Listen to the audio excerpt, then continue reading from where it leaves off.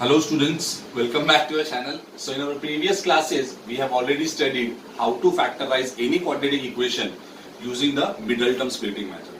So today we are going to study a new method to find out the factors of any quadratic equation and hence to find out the roots of the quadratic equation.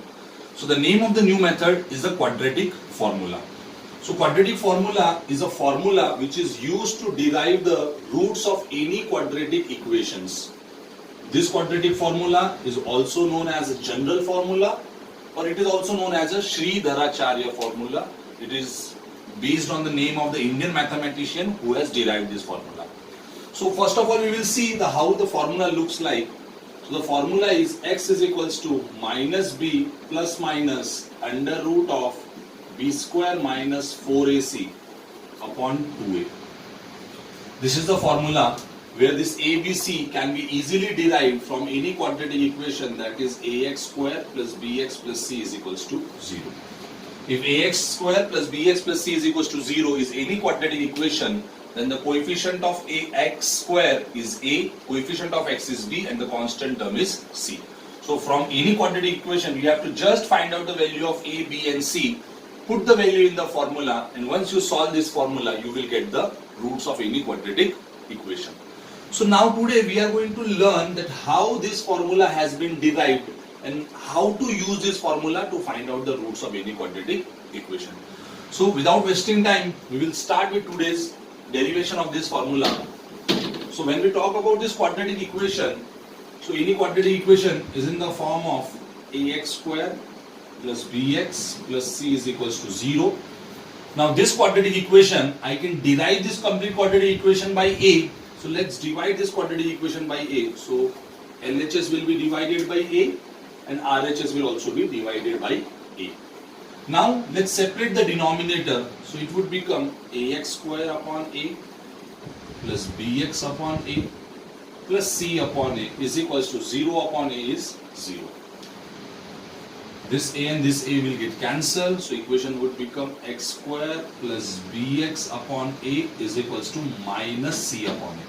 This constant term, I have sent this constant term on the right hand side. So it is plus c upon a, it will go on RHS, it will become minus c upon a. Now in this equation, I am adding b upon 2a whole square on both the sides. On both the side of this equation, I have added b upon 2a complete square. Now, because this we have already studied in our previous topic, that is completing square method, that how to complete the square of any quadratic equation.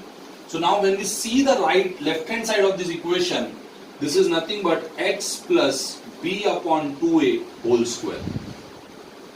And when we simplify the right hand side, it will become minus c upon a plus b square upon 4a square. Let's simplify the further. X plus b upon 2a whole square. On right hand side we will take the LCM. LCM will become 4a square. Here we would multiply by 4a, so it will become minus 4ac plus b square. Now this is x plus b upon 2a square is equals to, we can write it as b square minus 4ac upon 4a square. Now on this left hand side we can see this is a square. When we transfer this square on the right hand side, it will become square root.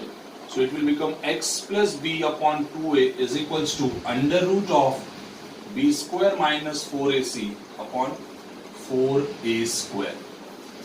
Now when we observe the RHS carefully, we would see that the numerator is not a perfect square, so hence we cannot take out this numerator from the square root sign. But when we observe the denominator, this denominator can be taken out of the square root sign. So it would become under root of b square minus 4ac upon under root of 4 is 2 and under root of a square is a. It is x plus b upon 2a. Now as soon as we take any value out of the square root sign, we have already studied in our chapter number 2 that whenever we remove the square root sign, the number always comes out with two different signs, that is plus and minus. So now we want to find out the value of x, so it would become x is equals to, we will transfer this b upon a on the right hand side, So it will become minus b upon 2a plus minus under root of b square minus 4ac upon 2a. Now we can see the denominator of both the term is same, so LCM would become 2a and it will become minus b plus minus under root of b square minus 4ac upon 2a. So this is our quadratic formula. So this quadratic formula can be used to find out the roots of any quadratic equation, The only thing is that you have to just take out the value of a, b, c from our quadratic equation. You put the value here, you solve this formula, and at last you will get the value of x, and that value of x would be the roots of our quadratic equation. So I hope it is very simple to understand. So here we have completed the derivation of the quadratic formula. In the upcoming video, we would be solving few more examples based on the quadratic formula, and then we will proceed with the last topic of this chapter, that is nature of the roots. Till then, you keep learning, keep working hard. If any doubt is there regarding this derivation, please do mention your doubts in the comment section.